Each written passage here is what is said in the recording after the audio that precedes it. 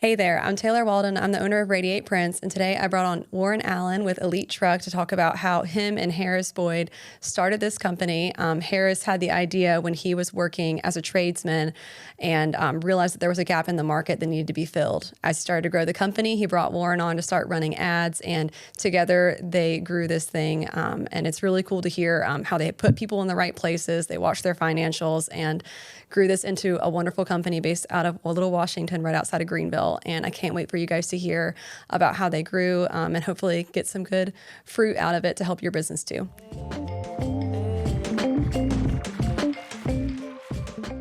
So Elite was the brainchild of one of my best friends from high school. He worked in the industry on he worked on like super big power systems, like the generator systems you would see at like the Pentagon or hospitals, like really specialized stuff. And there's this fleet of workforce out there where they're spending a lot of time working in and out of their trucks. Really organized, really efficient people. And there was just a gap in the market where you couldn't get the like equipment that you needed without having to go to a bunch of different shops or try to shop online like eBay or whatever. And so, yeah, he said, this seems like a really great idea. And built a proof of concept, elitetruckboxes.com, kept it super simple, got it going. And I was doing some other e-commerce websites at the time and had my own business. And the whole time he would reach out every few weeks or month and said like, all right, things are going good, or I think I figured this out or figured that out. Could you help me with this? Help me with that. And I felt like he was really on to something. So eventually said, dude, you're going to have to quit your job if you want this to be what you want it to be. And him and his friend Brian were fielding all the phone calls, all the customer service. And he decided after me pestering him, said, quit your job, we'll rent an office together, and I'll be right there beside you, and we'll make this thing work. And so he made that leap of faith, quit his job. We formed a little partnership. Yeah, the rest of it's kind of been history. But one of those things where someone else who really had saw the gap in the industry, and I was chasing a bunch of different rabbits, and this one just really had the legs and really had the momentum, and sort of the duo of us plus our friend Brian early on really was what made it happen. Yeah. And what were you doing before? Yeah, so I had spent about 10 years at Grover Gaming. It was an incredible learning opportunity. Did a lot of the marketing, some of the hiring, a lot of like the growth stuff through the high growth periods, and saw that a lot of businesses we interacted with didn't do that well with digital marketing on their own. And so I started a company in 2016 called ClickFirm, where I was running Google Ads, paid ad marketing for attorneys, cleaning companies, for you name it. Like, it was all over the place. But built up a client base up until about 2019, where I was fortunate enough to still work with Grover, but go full time into my own business. And so I was really just specializing in that, running the ClickFirm, running marketing, and had started a few e-com companies. Nicegrills.com. I was trying to sell grills. Yeah, I had like warrenshunting.com. I was selling like hunting supplies online. And then Was it all drop shipping? Yeah. And which is funny because like if someone returned an order, I would just get like this giant grill shipped to my house. Or like there was this like 600-pound Kamado Joe just showed up one day because like they had messed up the shipping addresses. Oh my gosh. And it's like, yeah, what do you do with that? Yeah, well, now it's just like sitting in my yard still. But elitewatch.com, I was selling Garmin watches, sport watches for a while. We're at like 4 websites now, right? Yeah, probably so. And it dates back to high school. Even Harris and I back then talked, like I had a Carolina outdoor website back in like 2010, back when dropshipping, like it was kind of a thing, but really hadn't gotten legs. But I was doing what everyone else was doing, which was just finding generic things and relisting them for a little bit of money, and it wasn't sustainable. Went down that whole journey and then somehow circled back into like essentially the same business model. But it works out that way. Yeah. And I forget, so you said 2019 is when you started, or when you went full time with ClickFirm, right? Yeah, or 2016 was I was basically part time with ClickFirm, so I had people on the Okay. weekends like on the side. 2019 was when pretty much went full time with ClickFirm, and that was when Harris was getting elite truck boxes going. Okay. In And 2019. yeah, and so had like proof of concept, like had this the kind of the site was getting built out. Can you 20 can you see where he was working at the time, like before or no? Yeah, it was at a generator. I think I'm not sure if the business is still around, but it was a generator.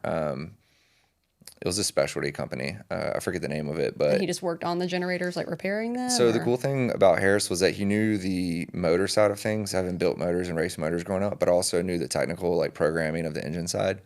So he has funny stories where like a hospital, like huge hurricane comes in and they have the technicians from like CAT and from all these big companies there, and everyone's standing around because they only know like their one thing.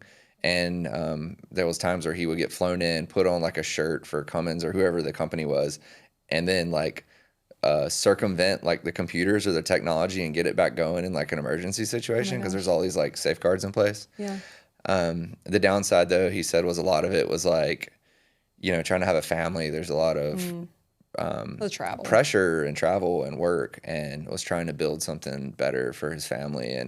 Um, and I think that, obviously this was like a great fit. yeah. So so 2019, 2020, he starts getting like growing the business, and then you're running the ads for it, I Yeah, guess. yeah, yeah. We were running ads, improving processes, trying to, maintain profitability through growth, trying to put some things in place. By like, I think like 2020, it was really going. I think it was around that time was really when he was able to go completely full time in that. That was like right around COVID time afterwards. That timeline is like blurry for everybody. Yeah, I think so. Yeah, that whole year. But it was, probably towards end of 2020 was when that December was when we all realized like Elite was the best option to just go ahead and like, for me at least, to stop focusing on these other things, that the potential to work as a team and to make things happen like that was going to be far greater than a lot of the things I had going on at the Right. time. I mean, I definitely think you could say it paid off. Yeah, yeah, So you guys, y'all went in on an office together in Little Washington. yeah. Okay. So day one is, I guess, sometime in like 2021 when y'all go together, or Yeah, that's probably it. Yeah, he went, it was like December. He went on vacation. He was like, I'm going to think about it. I'll let you know.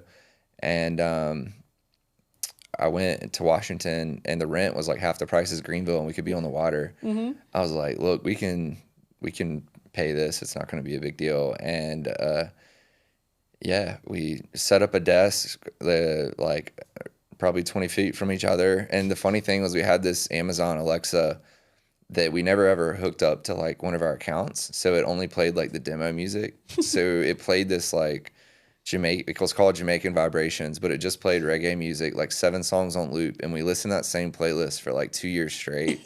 Like it was just like I can recite like all the songs from there. But we yeah, we laugh about it now when things are going good. We'll like put on Jamaican Vibrations, and that's cool. yeah, this is, And yeah, so some you grew up in nostalgic. Greenville, but you went to Washington. And I guess initially because the rent was lower than Greenville, and you want to be by the water. Yeah, we all were looking at office space. Office space was like 2,000 a month in Greenville, and in Washington we found this cool little shop right on the waterfront. It was like $800 a month. Nice. And yeah, so it was cheap to get started. Risk wasn't super high. I think it might even been like a 1 year lease or something. And so we felt like that was the better move. Both of us drove, but it also was just like it's really peaceful and calm down there. So it wasn't. It was easier to stay focused and not get super distracted. Right. I think like in bigger cities, that's something I've noticed is that a lot of my friends in bigger cities or even in Greenville, it's easier to run in 10, 20 different directions because you meet people who are doing so many different things. Right. You can learn from a lot of those, but also it can be like very distracting in the same time. So I love that we sort of had the ability to just do our own thing. Yeah. Were there any other benefits you remember from like starting in Washington at that time? Yeah, I mean, I would say that the town just like being walkable to a bunch of different stuff. There was some office spaces in downtown Greenville that worked, but being on the water was cool. Like if we had really hard conversations or whatever, you could walk out to the water and walk down the river, and it was really peaceful. It was never, so we always kind of had that. I think that was a really cool benefit of being so close to the river and all that. Yeah. So you guys are in Little Washington. You got your $800 a month office, Yeah. and it's the three of you to start? Yeah. And Brian was remote, so he's down in South Carolina and still is. And Brian and Harris were essentially fielding like all the phone calls. Okay. And if it was like really bad and it rolled over to me, like it was just not going to be. I was just customer service is not your thing. It was it was the product knowledge. Like they knew everything about every toolbox and diesel tank that there was, and our technology wasn't that great at the time to where you couldn't just put in like a vehicle and it have like the year, make, model, explain it for you. You had to really research it all. And they could rattle off part numbers off the top of their head without having to like go do all the research. And you want to make a sale right there on the phone, and I'm like scrambling. That was a period where we got a little better at it, but eventually that was like first hire. Hey, we need someone to answer the phone. The phone's ringing too much. We're missing calls. So I think, our first actual hire was like helping onboard products, and then second hire was in like answering the phone. Okay. So I guess initially most of your sales were made over the phone instead of on the website? It was all on the website, but because our products are high average order value, like they're bigger, they're bulkier, they're more difficult to ship, difficult to pick, to find the right one. The product data a lot is not really great. And so a lot of business owners naturally will just pick up the phone and call just because of our like demographic of customer. Whereas with the watch website, no one ever called. Like they would just order and get it, and they had already done their research. All the information is pretty easy. But in the vehicle market, it's very different. If you have a 2010 truck and it might be a long bed or whatever, and you're like, what's going to fit between these wheel wells? Well, a lot of the manufacturers didn't even have like the drawings to tell you the width of the products. They would just like list it in a spreadsheet, and it makes it incredibly difficult for someone. So we made a bunch of drawings like with the dimensions and tried to make it as easy as possible for that person to buy, and just focused on that 100%. So I want to pause because I realized we didn't really talk about what you guys sell. Like, we kind of glossed over it a little bit, but like in short, like what do y'all sell? Yeah, we sell commercial truck and van equipment. So think of all the bells and whistles you see on the like flashy off-road trucks. We do that same thing, but it's for tradesmen. So Elite Truck, we essentially, we're trying to be the best place for modern tradesmen to buy equipment. We define like modern tradesmen as just this new generation of go-getters who are starting their own business, or they're people who are taking over a business from another generation where they may have had a connection with a local shop, and now the product's evolved to the point where there's so much selection that one place can't house all those options. And so we're trying to have everything that you could possibly want, desire, be able to easily find it, easily buy it, and then give you that local hometown customer service where our phone number is very prominent. If you call, you'll talk to a real person. If you email, you'll get a response back in a certain number of time. You can just come to expect a level of service where you may not even be able to get that from your local company. And I know I love supporting local and all that too, but if you're buying something for a fleet of 10 vehicles, it's a $100,000 purchase. Whoever's going to service your business best, get you the best price, get it to you, and take care of you, those are the qualities you're looking for. Someone's physical, presence, like they serve that purpose. If you want to go buy from that business and they can help you install it and do that stuff, they have advantages that we'll never have. And so that business exists for that type of buyer. But we're really going after the person who wants to do it themselves. Okay.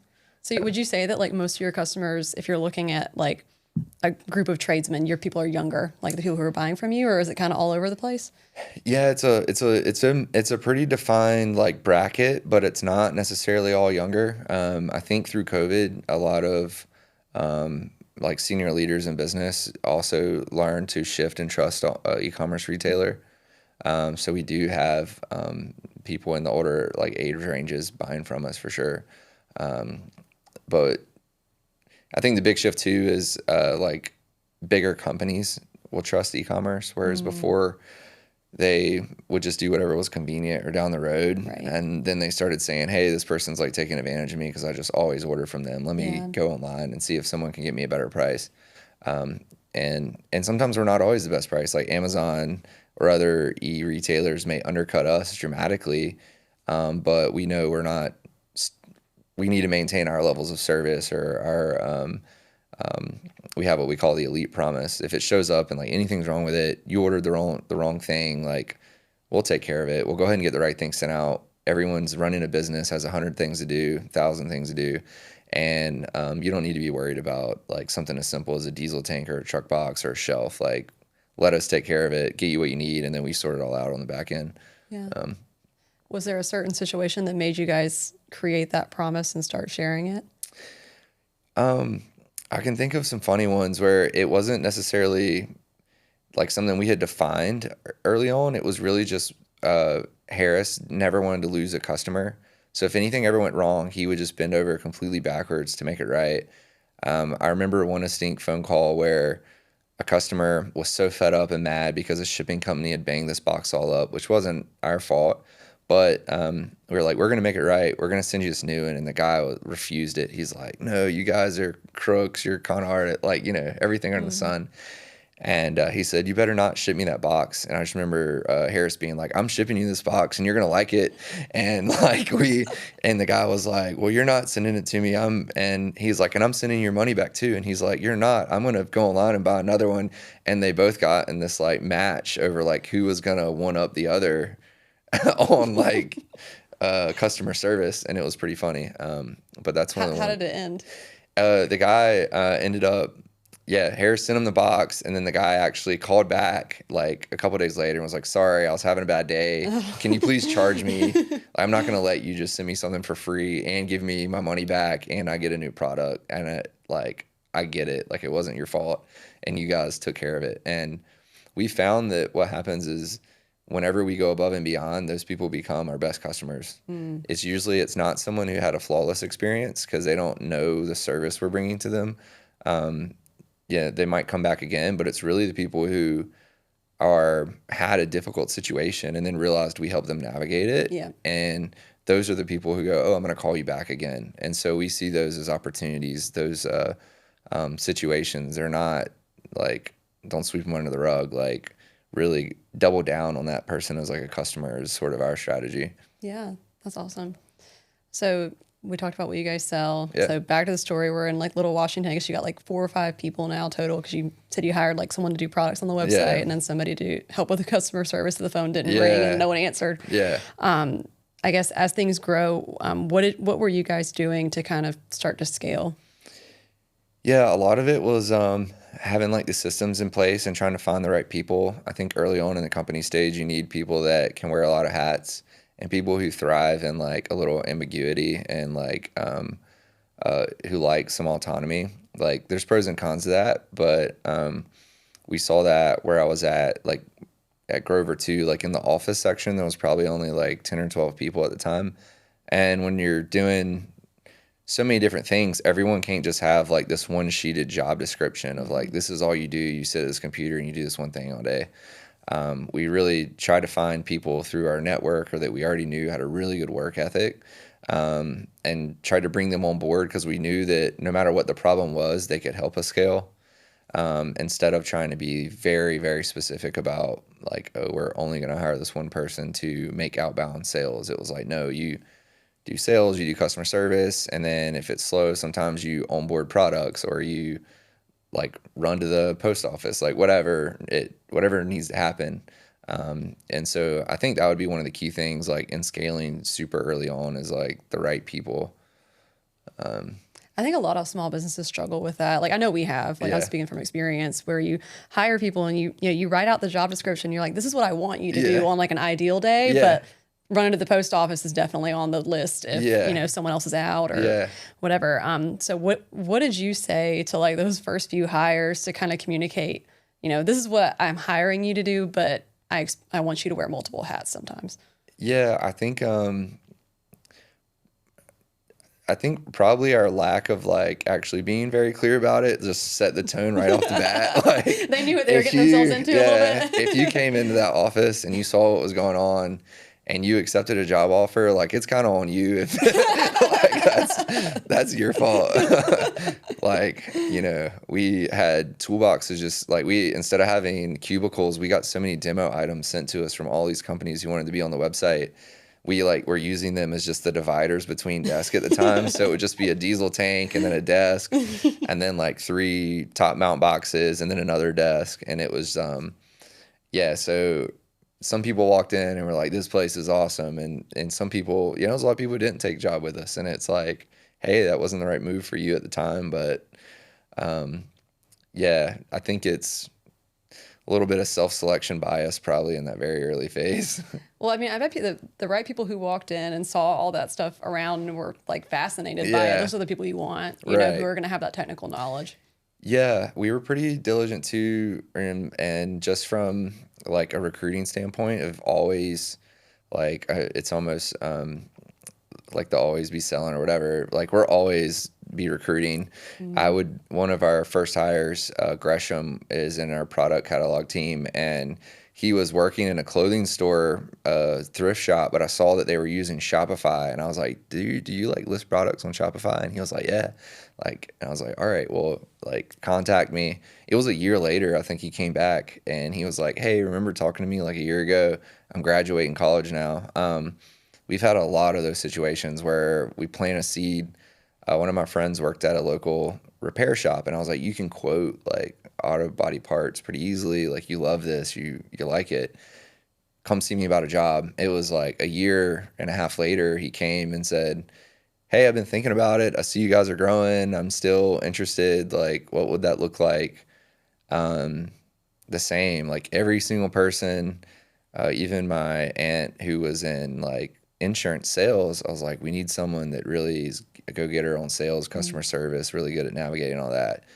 She was like, well, I have, a whole like insurance business. Like, I'm not going to answer the phone in a truck box store. And time went on, we grew. And finally she reached out and was like, hey, like, I think I want to answer the phone at a truck box store. Yeah. Like, let me see what that looks like. What do you guys really mean by that? And it was like, hey, this is why we think it makes sense for you. And generally it worked out. I mean, it really has. Like, we really haven't had much, if any, turnover, like in the whole, since the beginning, really. That's awesome. Yeah. I think that's hard to say, especially for like a company that scaled so fast to be able to keep people. That's awesome. Yeah. Yeah. So you guys are scaling. What did your role look like as the company started to grow? Yeah, early on, a lot of it, like ad management, a lot of like the discussions with vendors. So early on, a lot of like when we tried to get a new product, we had to act really professional and like, basically pretend like we had to fake it till you make it, basically.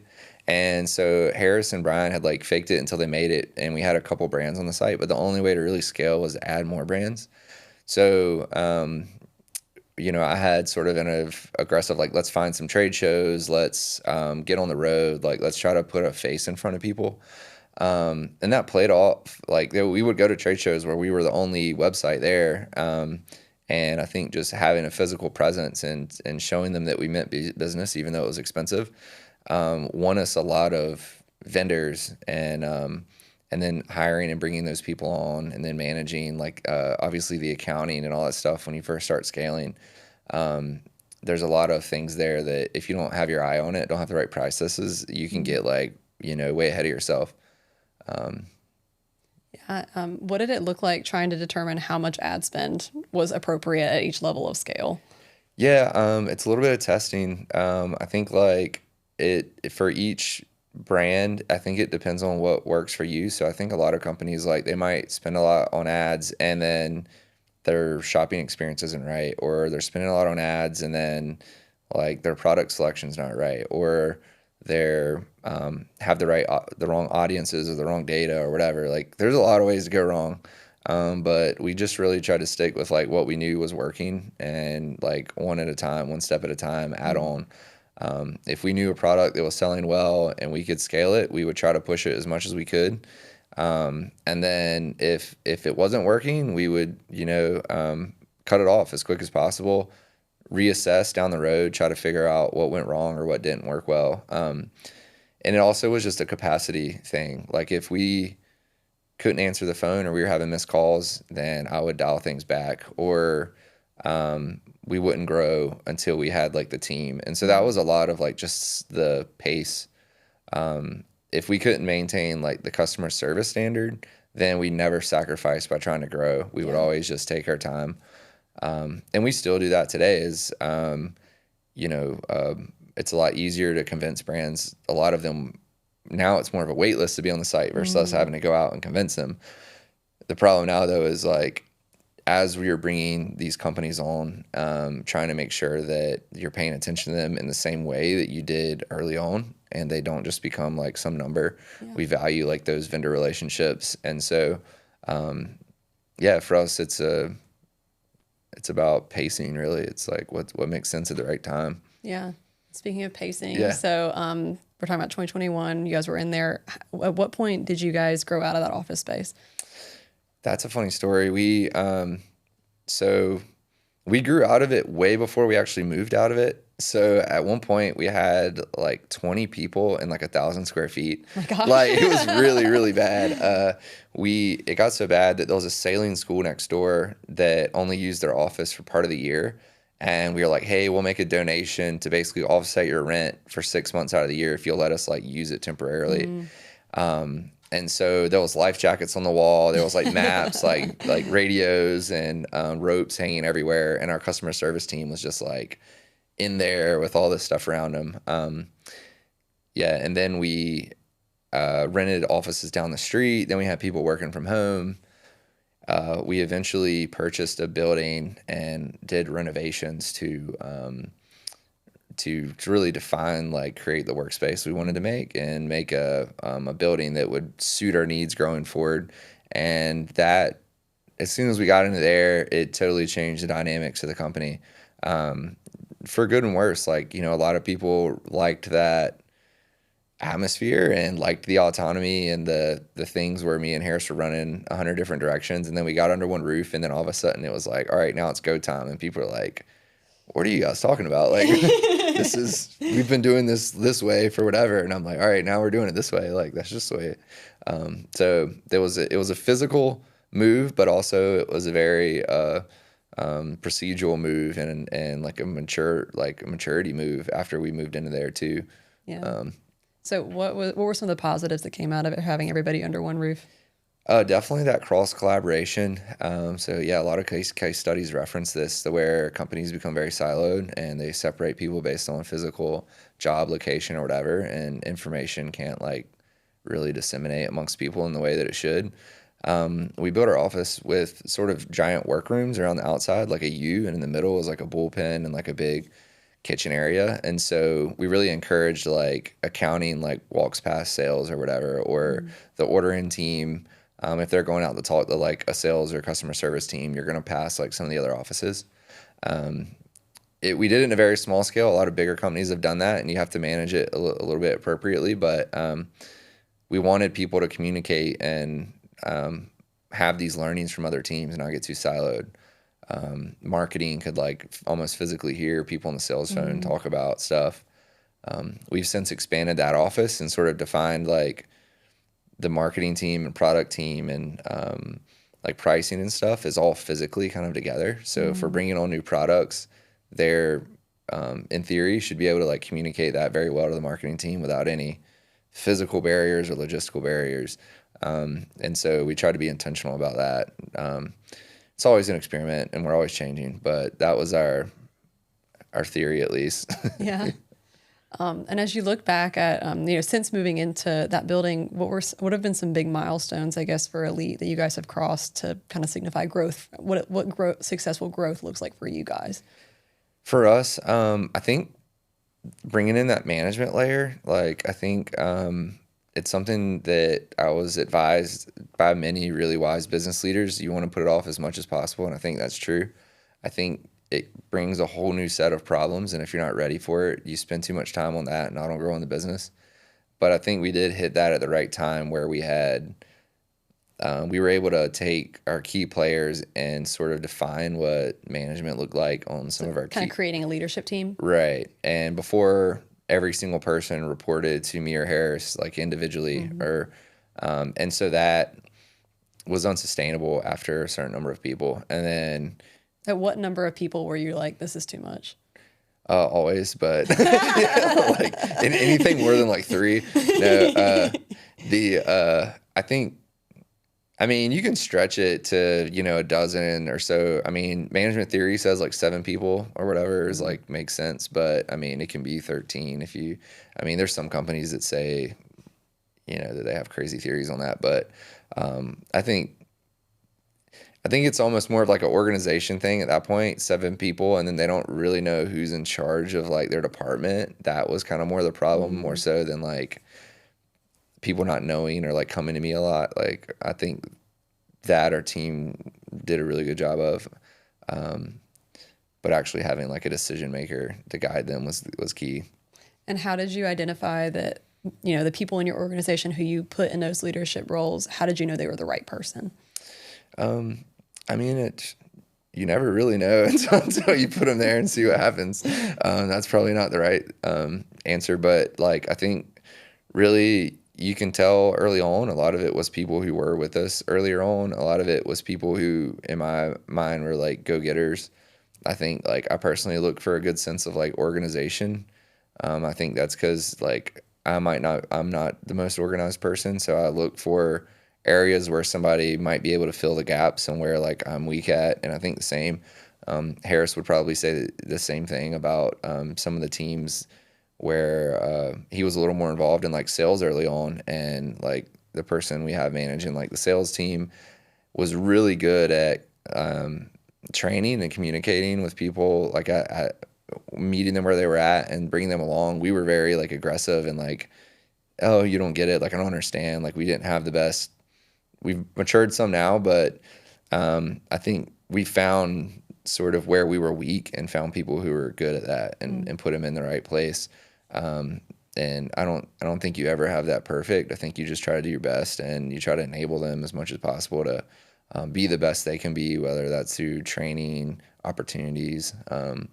We try to like help everyone sort of rise if they want to. So you guys like to hire from within, it sounds like. Yeah, 100%. Especially, if it's coming in. We haven't ever like hired someone and just brought them in over like a whole department. We've hired a chief people officer, but that really just wasn't that wasn't a department that existed. So that was a clear one, but that has helped a lot, bringing someone in to manage our people, which was our most important asset. So as we scaled that more and more, that was a real an area that we needed to have someone focus on 100%. Yeah. How many employees do you guys have now? I think it's like 42 or something. Wow. Yeah, which is still small in the grand scheme of things. But it's been like 5 years or something. So I think it's just like we're trying to do it and not get too crazy with it. Yeah. Well, it definitely sounds like the chief people officer has enough to keep them busy. Yeah. I think it's like 30 to 50 people. After 50, you really need like the rules change and stuff too. So it's like just keeping up with like the paperwork is a lot, like with hiring people and stuff. So do you guys want to get past 50? Oh yeah, we definitely will. Like for us, almost everything is just a matter of when, not if. I mean, in theory, like it'd be great to scale to where we want to be with less people. We've found a lot of efficiencies, but I think to state our core values and deliver that customer experience, we need the people to be available and to be trained up and be on the phone and put a personal touch on the product listings and stuff. And you just can't do that without good people. Right. And what are your core values? A truck. So we have teamwork, reliability, user experience, customer satisfaction, and knowledge. We felt like user experience is absolutely critical, and customer satisfaction online. Like if your customers aren't happy, they're leaving bad reviews, absolutely critical. You're going to go down. If people call, you don't know what you're talking about, you're going to go down. If like your team's not communicating, things aren't going out, you're going to go down. If your site's not reliable, you're going to go down. So it was like every one of our core values was just like almost about survivability. It was like we have to do every one of these to, at a very base level, just survive. Whereas but also they were the same things that helped us thrive. So it's like, if we get all these right and we can double down on them, those are the things that are going to separate us from where everyone else we felt like was going wrong. Yeah. So what were some of the gaps that you guys saw like competitors were missing that you guys were able to fill in? I think a lot of it was in customer service. The argument there is that a lot of e-coms, there's people don't call in, they just order. So are they really touching your service? But I think having that and seeing like the trust and the social proof is helpful. I think having the product information is still a big problem in the industry. There's a lot of great people trying to solve that, but it was very difficult to go online and like find what you needed in a simple way, like through the site navigation or through the like fitment data. A lot of companies, even manufacturers today, like you would think like if you spend all this time designing a product that like you'd spend twice as much time trying to make sure that people could like ensure that it fit their vehicle. But like it's not really the case. Sometimes people get really excited about making a product, and once it's made, it's kind of like, That's it. yeah, like you buy it if you want it. And online in a store, that's cool because you can just maybe you can put it in the back of your truck bed and see if it fits or pull a tape measure. But on the website, yeah, no, you need a big giant fat green check mark to say this fits your F-150 from 2018, and if this doesn't fit it, here's some other options. Like it needs to be very clear, and so we try to attack that data problem. Yeah. And I know you recently started pursuing an MBA at Duke. Can you tell me what made you decide to do that? How's it going? Yeah, I think the program they have at Duke is just it felt perfect for my situation. The format is really geared towards people who obviously have full-time obligations. So it's a 22-month program, and you spend your residencies on campus or during the weekends, like once a month, and then you have mandatory class online on like Saturdays. So it made it easier for me to fulfill obligations, but also I saw the where people were able to scale or go into giant companies and really understand the dynamics, and areas where I felt like I lacked knowledge. I tried to get the bare minimum to pass in my undergraduate and pretty much everything I ever did, because my theory was I was learning more working than I was learning in school. And so I didn't pay attention to a lot of that stuff. And then when I had the opportunity and was just like blessed to be able to get in, then I realized that I would actually be able to learn if I paid attention, applied myself. I could learn a lot to help the business, and sort of it goes the other way around now. And I don't, no one's forcing me to be there. I'm there by obligation. So it's a cool experience. A lot of great people, cool people. Yeah. And what is the program called? Does it have like a just MBA or? Oh yeah, it's our executive MBA. So the executive MBA program is just geared towards people who, it's generally like 13 years average work experience or so. So most of these are senior level executives who might be engineers, there's doctors, physicians, senior military leaders, a bunch of different really well qualified people who want to learn the very best about accounting. They want to learn the very best about finance. They want to network with other people in other industries. They want to take leadership classes and learn how to break down this data and apply it in a way that makes sense. They're very analytical in the program, but it's not all about that. We do everything with a team focus. Team Fuqua, we have a 5-man team that we do 2 terms with, and you do your assignments together. You work basically as a business with your own corporate docs and charters, and that it was just really exciting hearing about how they operated, but also how well that applies into just bringing things straight into the business. Being able to learn something on Friday night or Saturday morning in class in Durham, and like I'm driving back on Sunday night just thinking of Monday morning we're going to change something because I learned a better way to do it. Or maybe I shouldn't change something because I've learned that's not what you're supposed to do immediately, So it's been cool. Yeah. Who are some of the, I guess, I don't know if you can really talk about it that much, but like people that you've met through the program how has that like impacted your business? I guess like through the networking, like have you met anyone who maybe give you advice or? Oh, absolutely. I've met people who've, scaled businesses before. I've met people who are like, they might have like 2,000 people under them, and they just happen to work at a corporate company, or they happen to, work for the government or whatever. And they've done this their whole life, and they know about structure and processes, things I don't. I also have my 5-man team right now, Team Scoot, we call ourselves, but we, just within our group, we have someone who, was an auditor at Deloitte for 17 years, and like she can rattle off accounting in like 30 seconds, where we have people who work in finance, we have, NP. So you get this diverse perspective, and you're working on like a economics pricing assignment, and you're getting to hear like how they're thinking through all this, and it's really cool. That is really cool. Yeah. Do you wish you had done it sooner? Do you feel like this was perfect timing? I don't know. I don't know that I could have got in sooner, to be honest. I think How do they qualify like you to get in? it's a mix of like your scores, a mix of like what you've done, like largely at this point, like what does your resume look like? I mean, I think MBA looked really attractive to me early on as like a way that I could formalize some of my qualifications. But I knew that I wanted to own and run my own business, and I don't think that I would have had the time early on. I think like now that we have that management layer, timing's better because I can be gone on a Friday, and I don't feel the stress like I did early on. So I think that, yeah, earlier on, I don't think would have made sense. If I just like could have a pill and have the knowledge earlier on, 100% would definitely have done it. But I think if you go straight to MBA and you don't go and grind for a long time and then understand why you're there, understand how you're going to apply it, you just don't get the same takeaways. So you're saying like, are you comparing to like getting your bachelor's and then going straight into MBA? Right. Yeah. I mean, that's a great path for a lot of career paths. Like if you're going to consulting or finance or whatever, it makes a lot of sense to do that. It's kind of for your use. Yeah. And for me, I never went to traditional school, so I took all my classes at EC online. I've never sat in a classroom.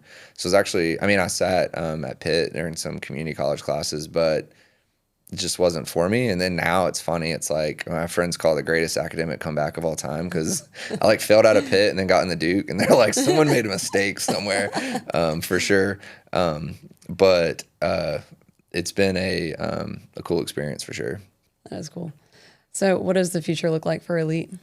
I think it's really trying to deliver on our mission. I think building the best website for modern tradesmen. Like I don't think we're there yet. We have a lot of irons in the fire to make that happen over the next several years.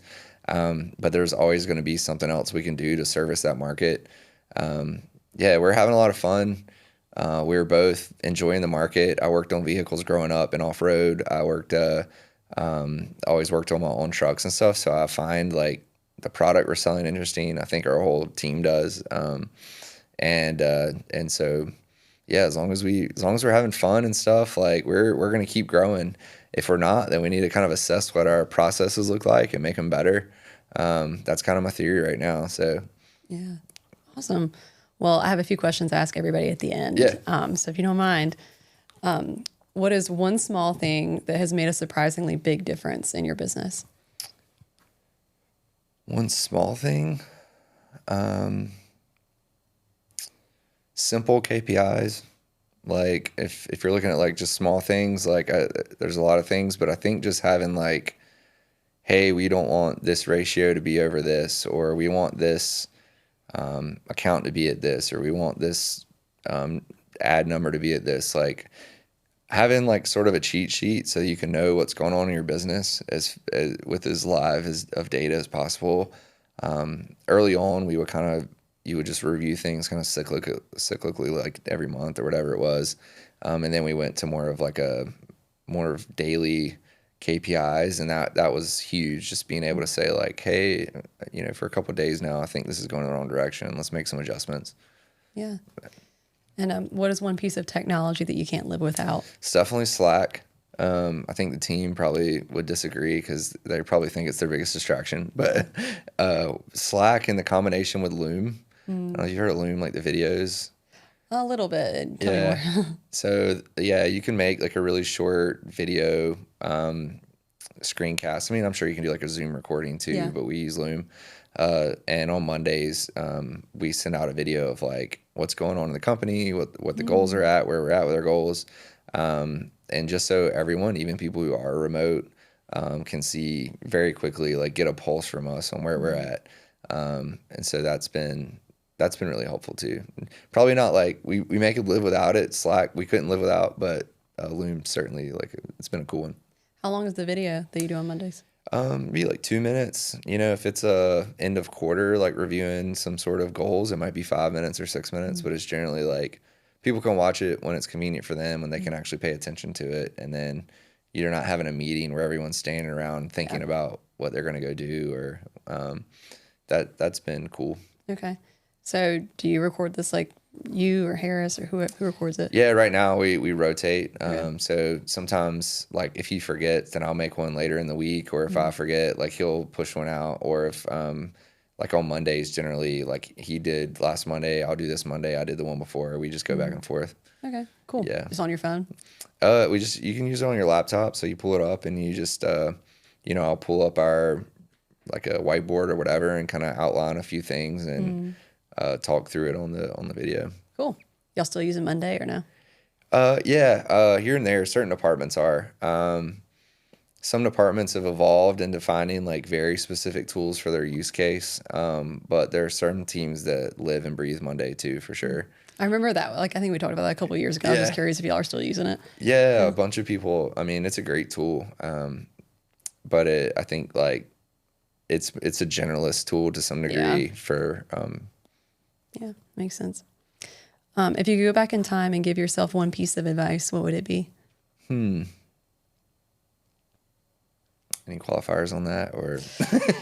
Anything you want. Yeah. Honestly, I wish I wrote down more. Like, I wish like I started journaling here and there, and I feel like I look back at, like a 5-10 year block of my life, and I'm like, I don't even know how to answer what happened during that period. I think that's the problem with like startups and things. You're so busy and time flies, and I go back and go like, even just once a month, like I wish I just recap what we did that month. Like, hey, we figured this out or whatever. I hope to do that more going forward. I'm trying to be good about it, but I don't know if this helps or not, but I write my prayers down instead of saying them like, well, I mean, I do say prayers out loud, obviously, but I try to do it once a day. And a lot of times my prayers have business stuff in them. Right. So it's kind of cool to like look back however many years ago and see what was I praying about. And see if it's been solved or not. Yeah, you could. That's physically counting your blessings. You could spreadsheet that one. Yeah. Besides your business, what's one passion or hobby that recharges your batteries?